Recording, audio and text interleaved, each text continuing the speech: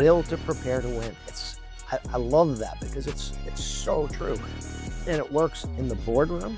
It works in the cockpit as a pilot. If I just jump in the cockpit and I run into trouble and I'm not prepared, that's going to be a bad day. But if I have the will to prepare before getting into the cockpit, I'm a much safer pilot, a much better pilot. So it applies to everything, and especially in sports. The use of technology to give us data to make more informed decisions.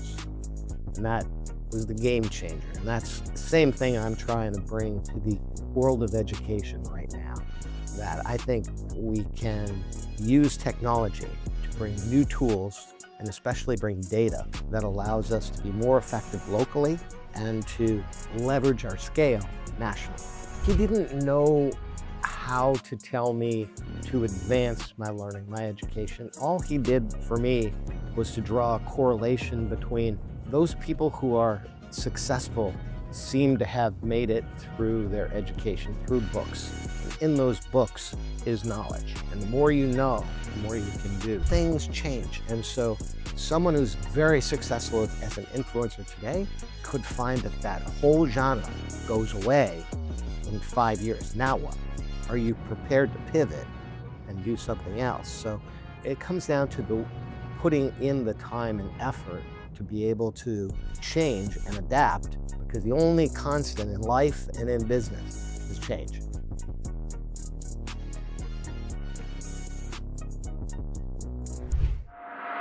Every day, we're here for you. We get things off the ground, keeping you connected. We're here keeping you safe and secure.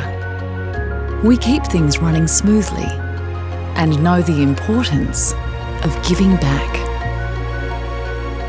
Every day, we're here. ARA, here for you, here for good. Welcome to the last episode of Everyday Greatness in its current format, and thank you for joining us. My guest today is kind of a big deal. Former CEO of 7-Eleven and Blockbuster, James Keys. James, welcome, and thank you for joining me on Everyday Greatness. Thank you, Barnaby. A legend in his own mind. James is living proof that where you start in life doesn't automatically determine where you finish. James grew up in extreme poverty in rural Massachusetts in the USA. He lost his father at an early age. James faced challenges in life that could have led him down a path of really bad life decisions. But instead, James rolled his sleeves up, and through education, curiosity, and a relentless desire to learn, he went on to lead two of the biggest organizations and brands in the world through times of extraordinary change. Today, James is an author, an educator, a philanthropist, a musician, a pilot. He's the founder of the Education is Freedom Foundation, a group that aims to make education accessible for young Americans and their families. He's also just launched and founded Metaskill University, an online learning platform that helps corporate leaders navigate complex change through using those human skills that most people take for granted, metaskills. James's best-selling book, Education is Freedom, shows people how to unlock opportunity, purpose, and freedom to finding education. I'm really pleased to say that James joins us now at Sydney Swans HQ on Everyday Greatness, thanks to our major sponsor, the ARA Group.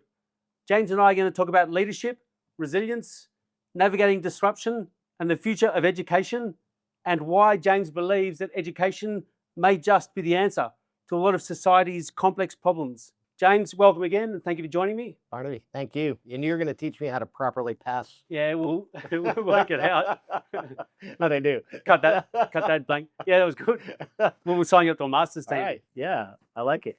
So let's start at the start. Paint us a picture of what your life was like as a young bloke in Massachusetts. Describe what your house looked like and what you did to earn $1 as a young bloke. You know, it's hard for me, Barnaby, because I mean, many of your audience may have grown up in Australia, maybe even in the outback, where I know things can get very rural. We grew up in Massachusetts, but people think of it as Boston. When you get west of Boston, it gets very rural very quickly. And so, yeah, I grew up with no running water and a 3-room shack, more or less, with an outhouse. It was pretty challenging, but it turned out, I wish I understood this then, but it turned out that that was my superpower, that the adversity that I dealt with as a kid ended up giving me the resilience and the drive that I have today. So there's a saying that I've snagged from Snoop Dogg. Actually, I heard him deliver this in a commencement speech recently. He said, "When you grow up with nothing, you appreciate everything." And it's so true. It just gives you a different outlook on life if you avoid the victimhood.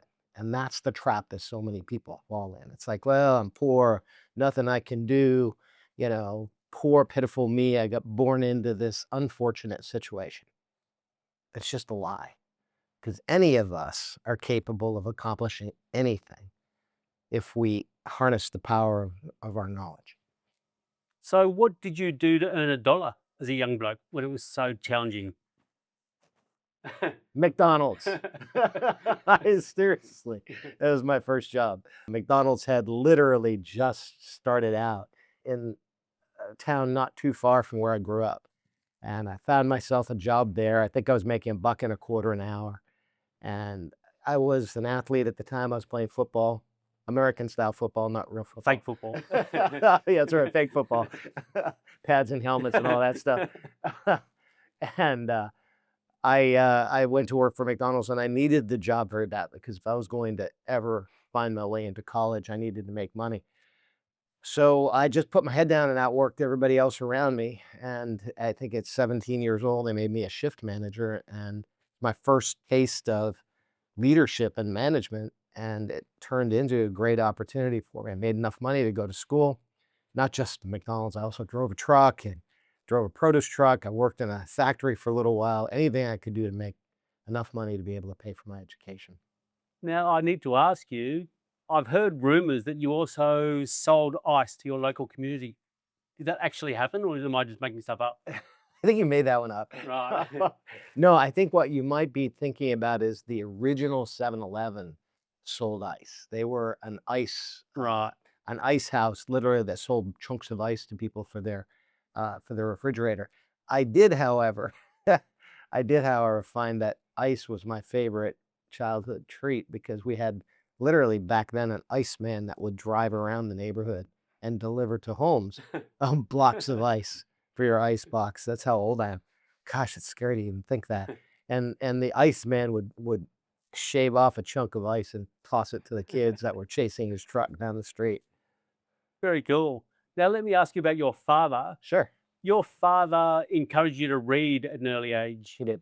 despite the challenges and the circumstances in your house. Yeah. How did reading help you develop your passion for learning? He didn't know how to tell me to advance my learning, my education. All he did for me was to draw a correlation between those people who are successful seem to have made it through their education, through books. And in those books is knowledge. And the more you know, the more you can do. So he drew that line, that correlation for me.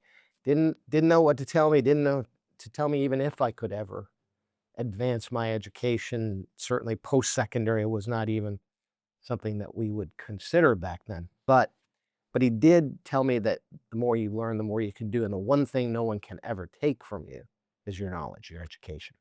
Very valuable advice. That's a very cool story. That's really sums up the "you can lead a horse to water, but you can't make it drink" saying. Very cool. Yeah. So, James, was there a moment in your life where you realized that education was your avenue to turn your life around? I wish I could say yes, there was one point in my life. I think it was a cumulative effect. You see, education is kind of like an investment in yourself, and it pays dividends over your whole lifetime. And in my case, I would have small wins along the way. It could have been a teacher recall a teacher in like the 4th grade that gave me a little pot of candy because I had passed them. I had done very well on a math test, and I had earned this prize that she had. And And it was one of the first moments that I said, oh, you know, I outscored everybody else in this class. Maybe there's something to this. And the more I was rewarded and the more I was incentivized, the harder I would work. My attitude was, if all of these other kids around me have advantages, they've got warm homes, they've got parents that are there to help tutor them, mentor them. I don't have any of that stuff. So I'm just going to have to work twice as hard to be able to make it work. And that attitude, that determination that I had not only helped propel my success in school, but in the workplace, that same attitude carried on. I just have to put my head down and outwork everybody around me. So that to me is fascinating, and I'm just going to go off tangent for a second and Yeah. correct me if I'm wrong. But as the OG of wealth creating CEOs, are you saying there is no overnight 3-point life hack you can just become an instant success? You just got to roll your sleeves up and keep working hard for a long time. Well, there is, if you want to give your fate to luck. I mean, you can go to Las Vegas and put everything you have on black and pray. And the workforce is like that. Yeah, there are things that you can do that will fortunately propel your career very quickly if you make the right choice or win the lottery and join SpaceX, you know, right out of college and stay with them for 20 years, then you're probably going to do all right. I think the challenge for all of us is to take luck out of the equation as much as we can and to do those things that are in our control to be able to achieve success. And that means, you know, unfortunately for some, because many do want the easy path, the quick path, that means putting your head down and putting in the time, putting in the work. So what advice would you give to people who think just being a good human being, sticking by your values, working hard, being good to people is a waste of time? They just want that instant pay rise, instant job opportunities. What would you say to them? Set yourself up for disappointment because you know if you're looking for the easy path, if you're looking for the quick win, and today, for example, I know I've got friends that are doing really well being an influencer and their careers are taking off. But you know, think about Blockbuster. Think about that industry. It changed almost overnight into digital. Whole different story that I can share later. But things change, and so someone who's very successful as an influencer today could find that that whole genre goes away in 5 years. Now what?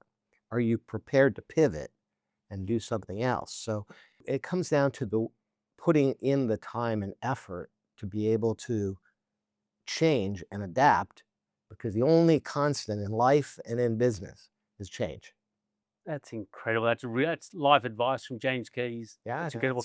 Take heed of what was just said then. Now let's talk about education, yeah, your bread and butter. yeah. So tell me about the Education is Freedom Foundation in the US. What do you guys do?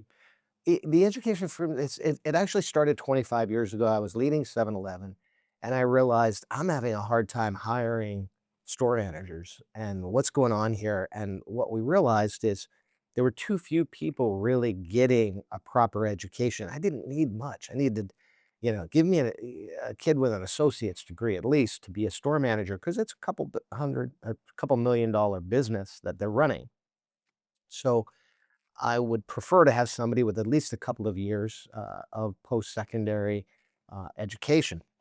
Well, we weren't getting it, and too many kids were not going to college, and they were taking the easier path out. So, I saw myself in so many of those kids.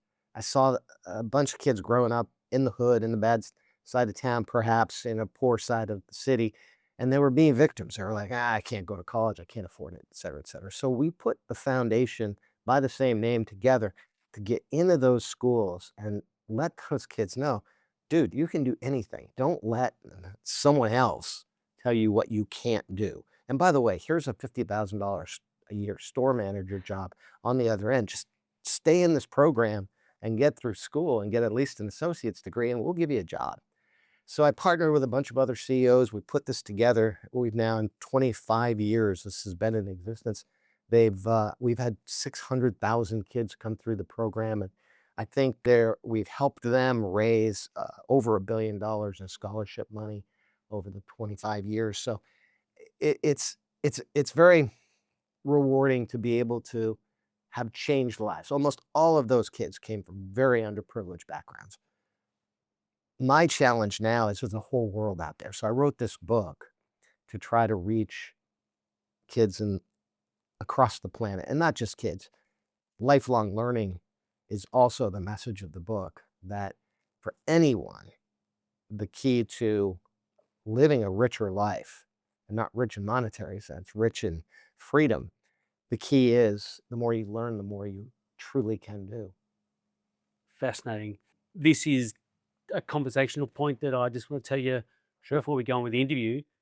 Two guys that played at the Swans, Michael O'Loughlin and Adam Goods, Yeah. who were both in that photo, they started a thing called the Go Foundation, the Goods O'Loughlin Foundation, Yeah. that does a really similar thing to what you're doing for Aboriginal Australians. Nice. They open access to education in Australia for those kids, and it's just a life-changing program. Nice. So yeah, education in freedom sounds pretty incredible. Thank you. So talking about young children and education, Yeah. why do you think so many young kids stop seeking learning after they leave school or university?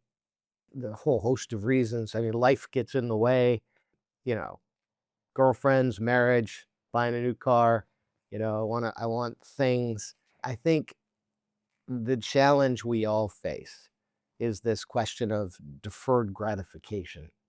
How long do we how much work do we want to put in, and how long do we have to do that to really have a fulfilled life, a life that gives us the freedom that we want to have? And sometimes it takes more than just high school. It takes post-secondary school, or it takes a lot of learning and hard work outside of school to be able to achieve those dreams. It's a question of what do we want? In my case, I just had an insatiable appetite for life. Wow, there's a whole world out there. Here I am. I'm in Sydney, Australia right now. I've been in 16 countries in the last 12 months. To me, that is the ultimate expression of freedom. I can freely navigate all over the world, understand cultures, like the difference between real football and American football, or football as in the World Cup that we're Yeah. enjoying in America right now. It's just a fabulous thing for me. So I'm driven by an insatiable curiosity for the world. And to me, that gives me the freedom to be able to go anywhere I want to go. That's very cool, and that's a really similar view to a lot of people I know that see the world. But what do you think is the biggest misconception about education for young people? Because so many young people just think education's boring and why bother, and it gives you nothing in return. Yeah, I think it's a terrible trap. In fact, right now in America, there is a trend to push young people into vocations, and vocations are fabulous. There's nothing wrong with it. But my advice is, if you think you want to be a plumber and you are fascinated by the plumbing world, go chase your dream. But if you're going to do it because you think you can make a lot of money fast and buy that fancy car, at least get yourself a degree and be a plumber, because in 10 years, you may find that your knuckles are worn bare and that climbing into crawl spaces is a tough way of making a living. And maybe you want to have a plumbing company. Well, it's going to be easier to go raise money for a plumbing company with a degree than if you try to do it as a good plumber. And that's my advice. The more education you get, the more options you have and the more you can pivot. I've had to pivot 10 times in my career. But my knowledge, my breadth of knowledge gave me the ability to shift from a corporate role to an authorship to flying airplanes, to anything I want to do. Fair enough.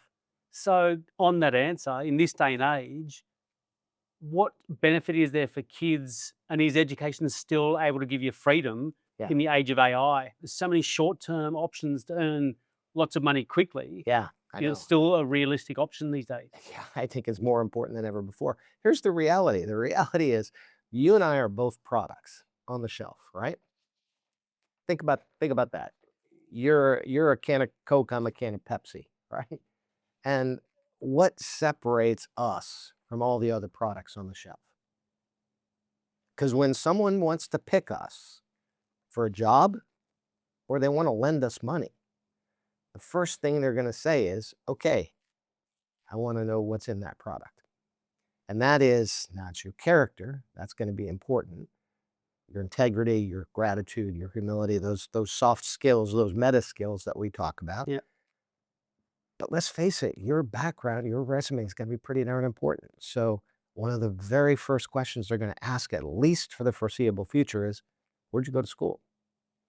And if you don't have it, it's not that you are not intelligent. Some of my best friends never went to college, and they're some of the brightest people I know. But when someone is picking from 2 resumes and they don't have a chance to meet you because they've got 100 resumes on their desk, what do you think they're going to do? They're going to sort them based on who has the best credentials. It's just practical. No one wants to hear that because it's kind of like, well, I don't need the degree. Well, that's true. But for practical purposes, as someone who's had as many as 1 million people directly or indirectly report to me throughout my career, how in the heck am I going to choose a new employee with a stack of 1,000 resumes based on what they know? I don't know what they know. So I use that criteria. And in the AI world, the computer's probably going to sort those resumes for me. How do you think it's going to pick? Very true. Very wise. Just practical. It's practical. And no one wants to hear that. It's not, it is like totally counter to the narrative out there today that, you're not going to need it in the future. Okay. I wouldn't want to wake up 20 years ago and then say, geez, I wish I had gotten it back then. You're a very wise man, Jim. So most people say that CEO stands for Chief Executive Officer. Yeah. But you've got another way of expressing it. What do you think it stands for? I do. I coined the expression change equals opportunity, because this is the problem. Everybody reacts negative. Not everybody, but most of us as humans, something changes and we're like, I don't want to go there. And we get nervous and we get scared and fear kicks in, and that compounds the problem. And so I've learned throughout my life that every change that happened, good and bad. I mean, one could look at my child and say, oh, poor Jim. And as I said, I look at it and say, I was pretty lucky. And your point of view is going to be very important in being able to manage change, because the reality is not a darn thing we can do about what the universe will deal us. Yeah. Not a thing we can do about it. There's everything we can do about how we react to it. And that is what separates successful people from unsuccessful people. Well, that's a very good lead into my next question for you. Sure. You would have met some extraordinary leaders over the years. Yeah. What separates an exceptional leader from just a competent leader? A whole host of things, of course, but I find the best leaders are fearless. And by fearless, I mean they understand that they are in control. They're not being led around by whatever happens, whichever way the wind blows, and whatever happens in the universe to affect them. They recognize they're in charge of their own destiny. And their combination, I describe it as a combination of knowledge. I can learn my way out of any problem. If I don't know how to fix it, I can learn. And what I don't know, I have a pretty strong faith base that gives me the confidence to move forward. So those two things, your knowledge and your faith, I don't mean that necessarily in a religious sense, because there are many different faith groups. But the one common theme among every single faith group, Muslim, Jewish, Christian, Hindu, do not be afraid.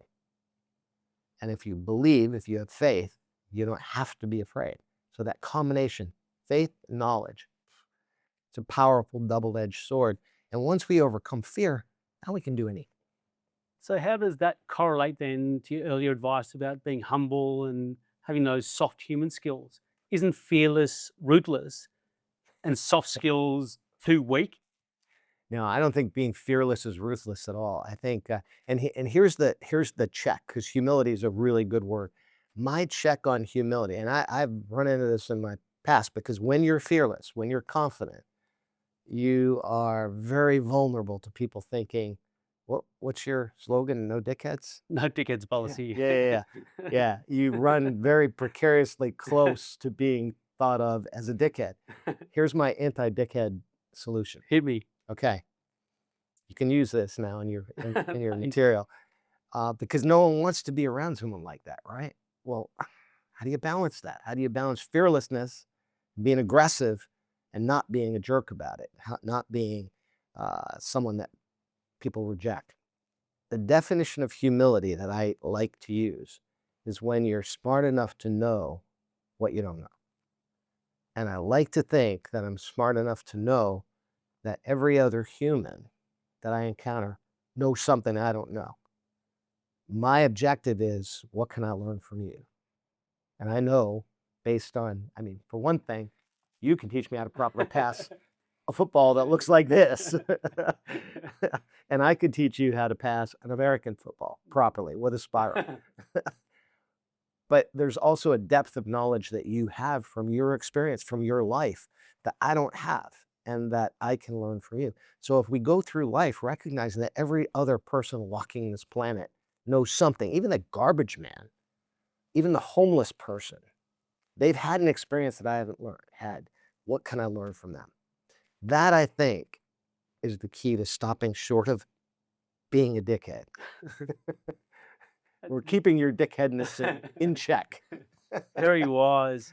So how then do leaders, exceptional or run of the mill, Yeah. how do they maintain confidence that things will be okay if change is happening and it's all looking like a washing machine? Yeah, it's just reality. It's not being intimidated by it, not becoming the victim. But I'll give you a favorite saying. I learned this from a cadet at West Point. You're a professional athlete. You understand the will to win is pretty darn important down there on the pitch, right? Correct. You got to have the will to win. Yep. Or you can't win. I mean, that's the faith part comes in too. You got to believe you can win, or you're not going to win. Mm-hmm. But there's something else. And literally a cadet at West Point, female cadet, whispered in my ear, and she said, "Can I share something my dad taught me?" Yeah, please. Again, you can learn from anybody, right? And she said, "My dad used to say, it's not the will to win that matters. It's the will to prepare to win that makes all the difference." Just let that sink in for a second. The will to prepare to win is what made Tiger Woods have the discipline on the driving range and the practice range before he stepped onto the tournament. It separates the best football players from those who are really, really good, but maybe can't turn it into a winning season, right? That's very cool. There's so many elite athletes and elite business people that are looking for that little tiny difference. Yeah, They're pretty good, but they want to be awesome. yeah. So that is a really good way to sum it all up. So thank you to the female cadet for passing on your wisdom. Yeah, Now the will to prepare to win. I love that, because it's so true. And it works in the boardroom. It works in the cockpit as a pilot. If I just jump in the cockpit and I run into trouble and I'm not prepared, that's going to be a bad day.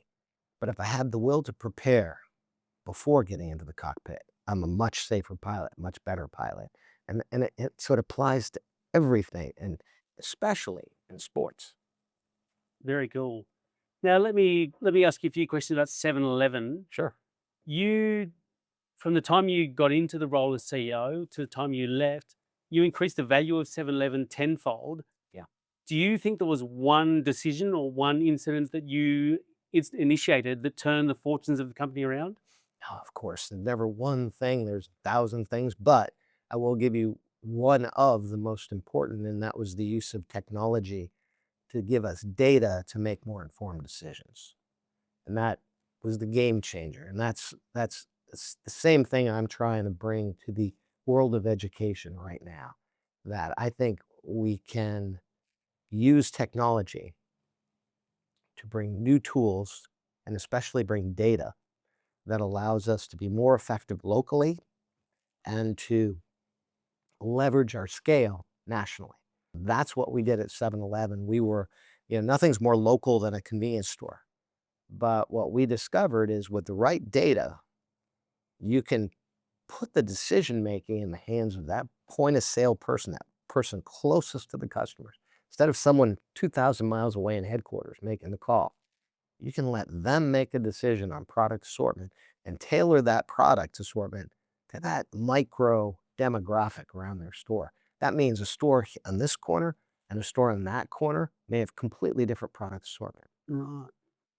but they serve different customers. One might be in a business building in a corporate headquarters, and the other store might be in a residential neighborhood.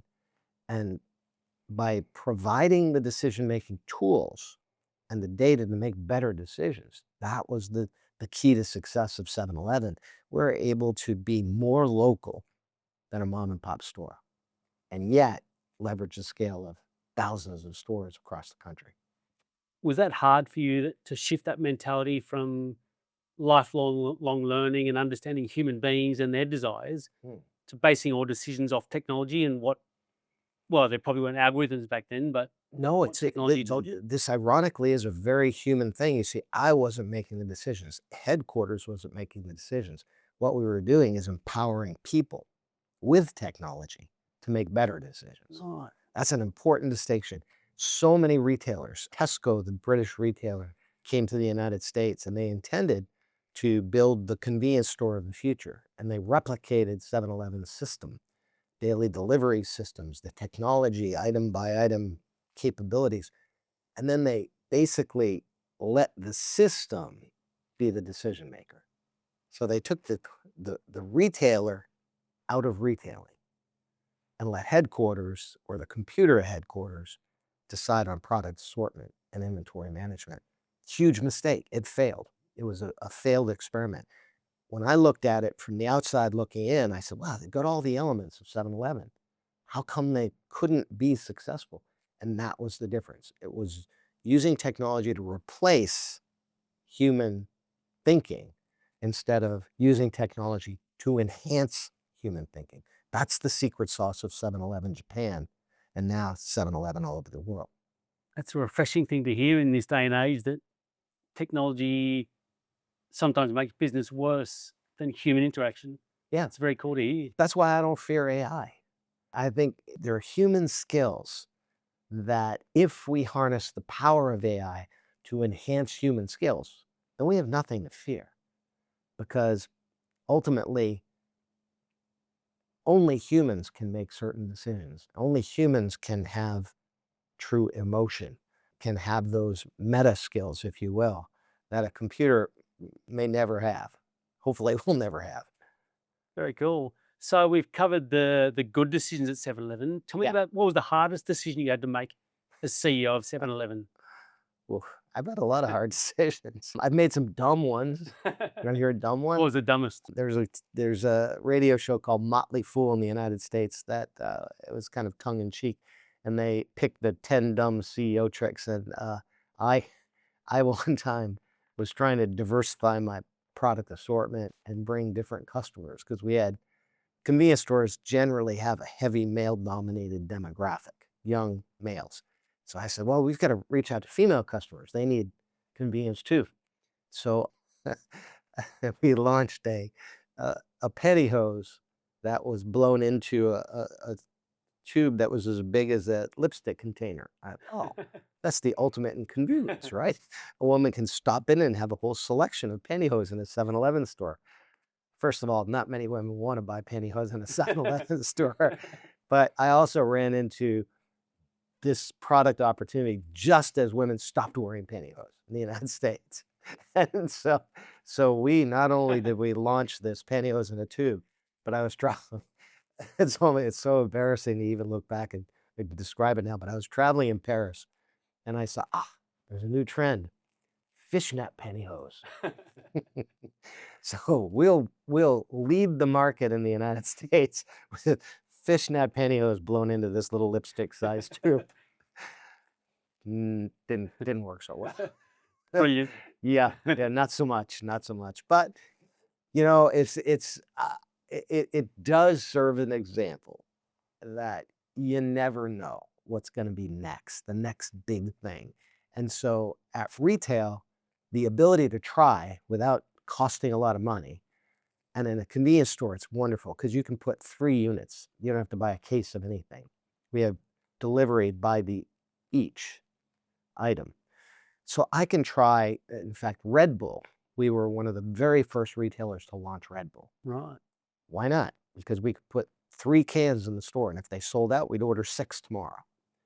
And if they didn't sell, we'd get them off the shelf. And so that process of using data to have real-time trial and error worked very, very well in the 7-Eleven environment.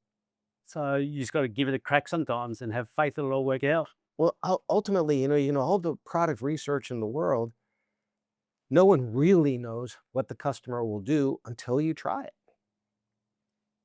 They're the best form of product research, see how they actually behave. Very true. So let's move on to Blockbuster. Sure. This is a very interesting discussion.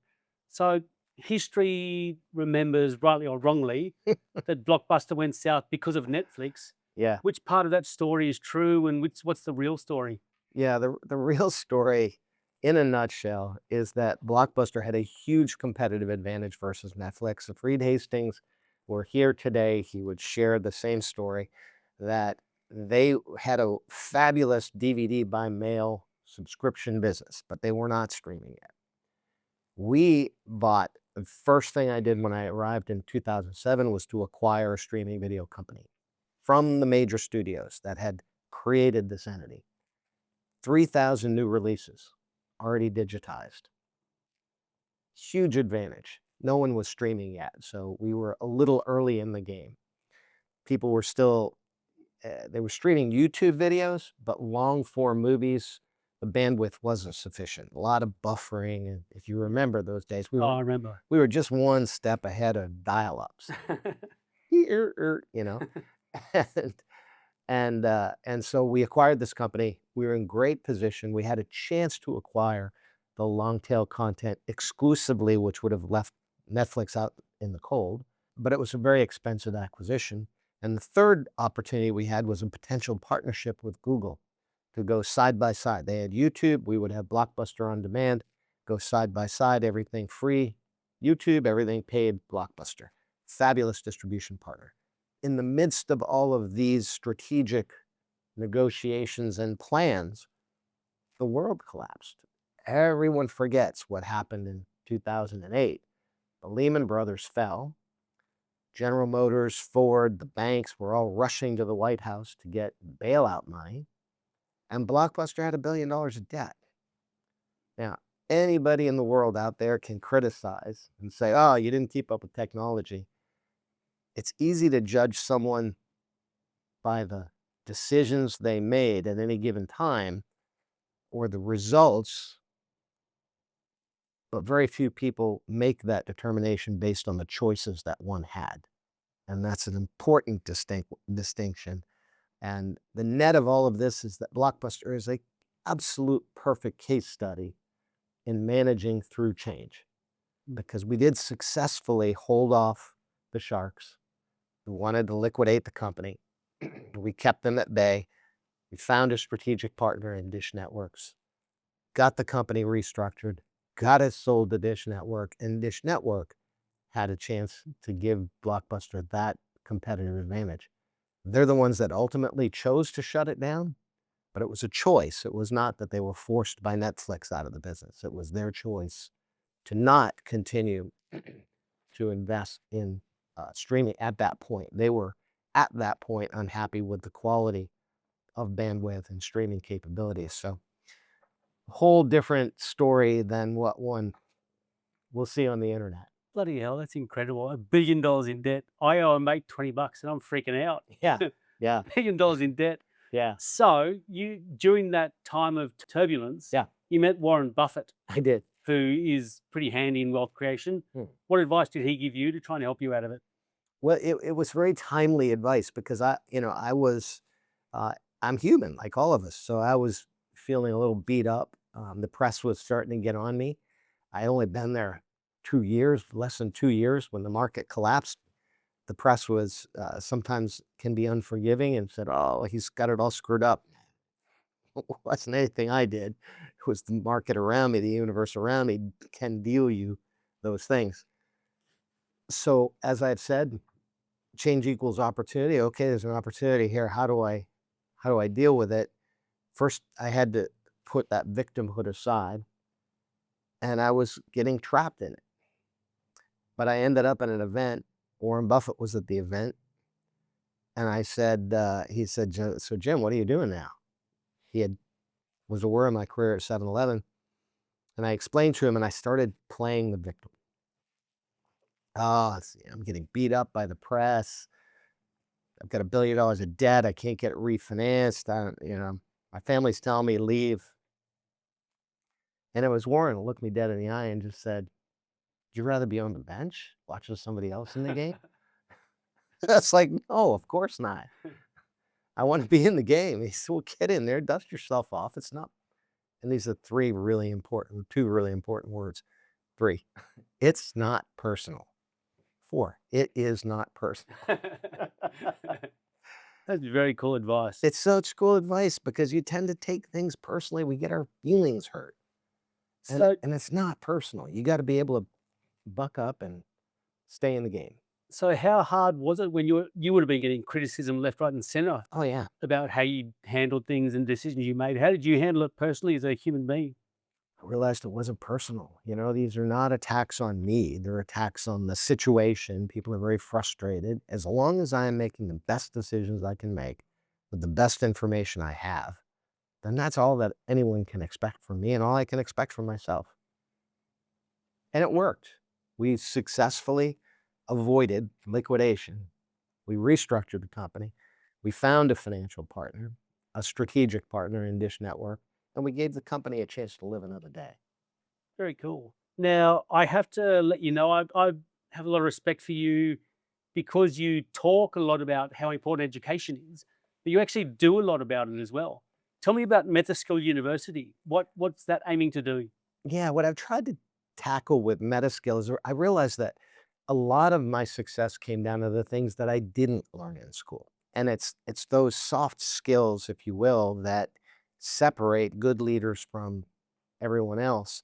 And it's things like we talked about how to deal with humility, how to be confident and not be obnoxious about it, not feel like you're imposing on people. And that ability to manage your humility is one of those meta skills that I've tried to characterize, that understanding what you can learn from others. Sounds so simple. And many of these things you'd say, I know that. But it's a reminder, and in the process of my course, what I'm trying to pull out is examples. The Warren Buffett example. It's a great example because I am human. So I was vulnerable to my own insecurity. And what if I had left? Had I left, the company certainly would have liquidated. But that reminder that it's not personal, don't take it personally, don't let the press influence you, made me a better leader as a result. We have leaders all over the world today that have become victims. If you think about it, they blame everybody. It's not me, it's them. Yep. It's the press. Press is always, that's what they get paid to do. Deal with it. It's not about you. And so yeah, these are the meta skills, the kinds of things that through examples, through learnings from others, I can bring to the table things that will hopefully help a chief executive in the future be able to lead through adversity. And tell me a bit about how it's set up. Is there a premises, or are there campuses, or is it online? No, it's just all online. Yeah. And honestly, I'm just trying this because I want to share the knowledge that I have and the experiences that others have.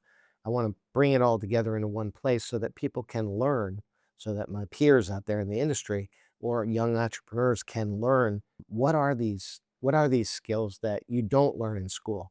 that sometimes it takes 30 years of your career to learn, for example, the importance of human resources. I mean, there's a great one. The most valuable resource in any company is the human resource.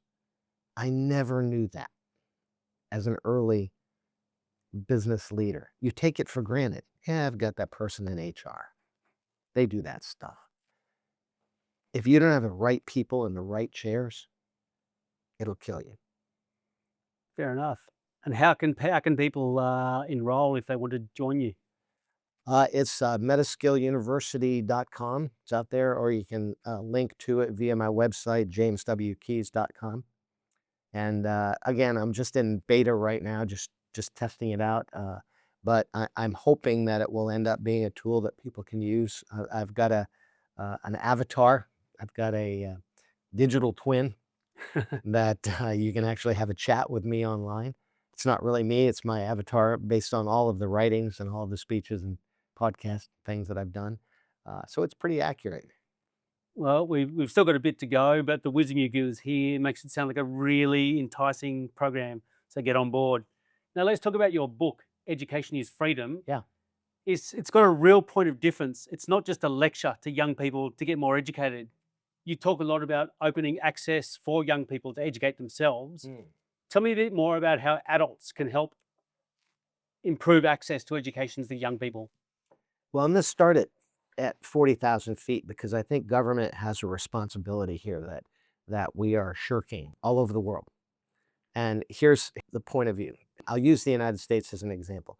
The United States, there's a drive right now by the administration to push education down to state and local government. You heard me use the 7-Eleven example before.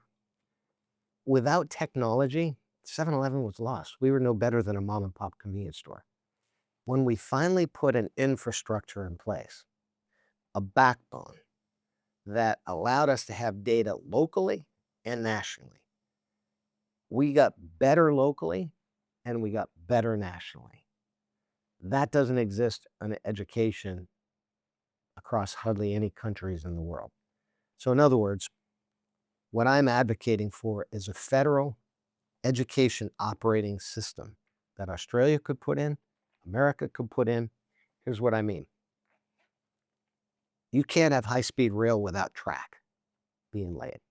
We haven't laid the track for technology to be able to transform education. You said before, it can be boring. Kids are sitting there, they're reading history off of a flat piece of paper and a blackboard and a teacher droning on. That's not necessary anymore. We can make that history lesson come to life. Think about the YouTube videos that have videos of every foreign war ever fought. We can make learning exciting and interactive and interesting as any social media channel.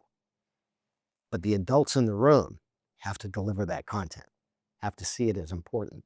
So with the infrastructure that I'm proposing, we could provide access to every child, every classroom in the country, and potentially the world.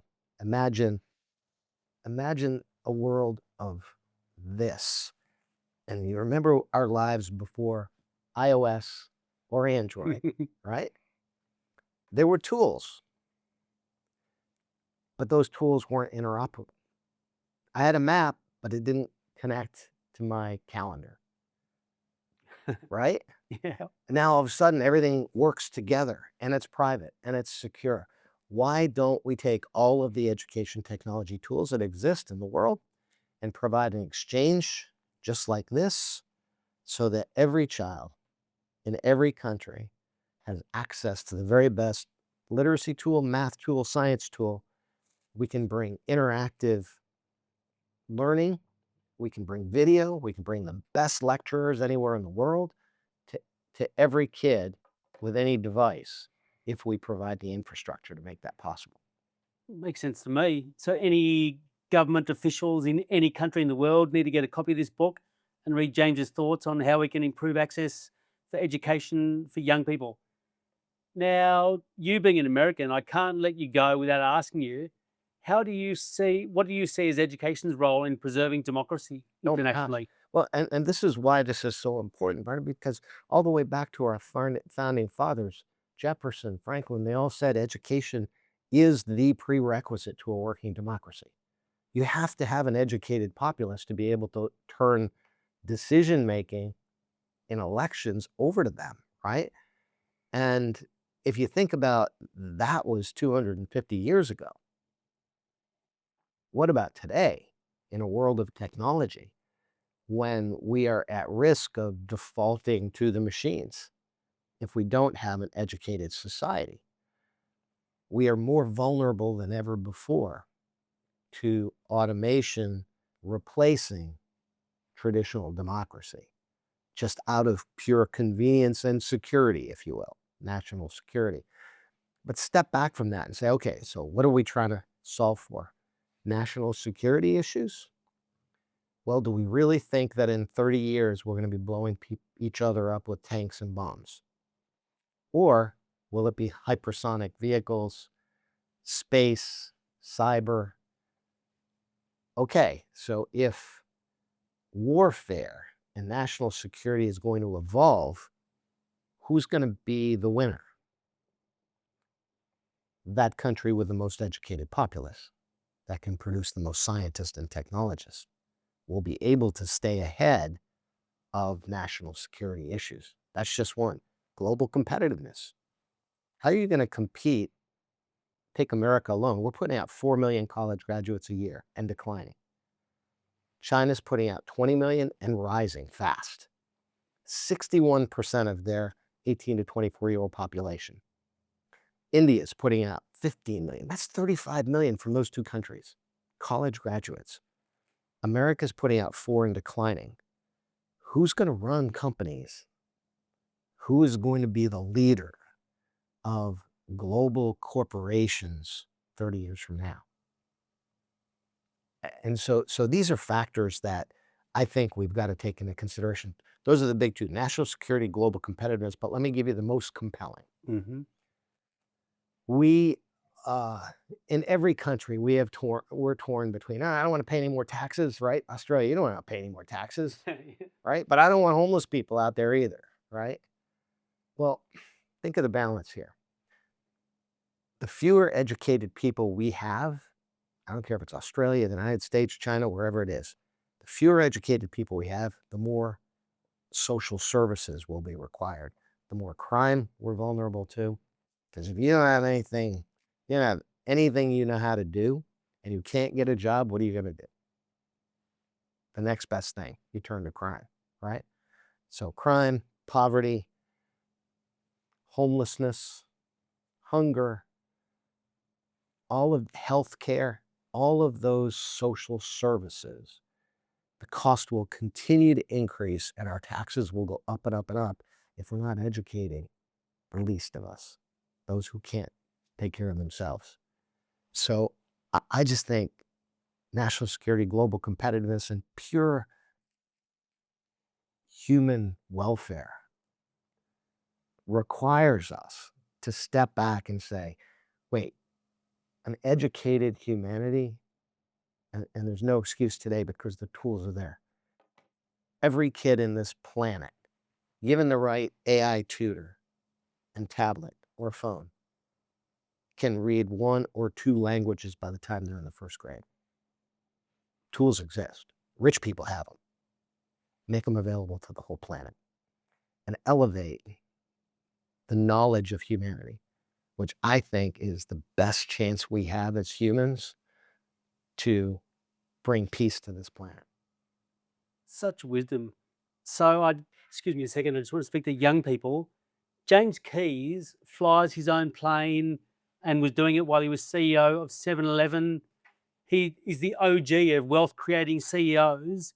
So James, can you please let young people know why education is so important in life, and not as a lecture, just to give them the understanding of what you would look for if you were a CEO still of 7-Eleven, what would you look for in young people to employ them?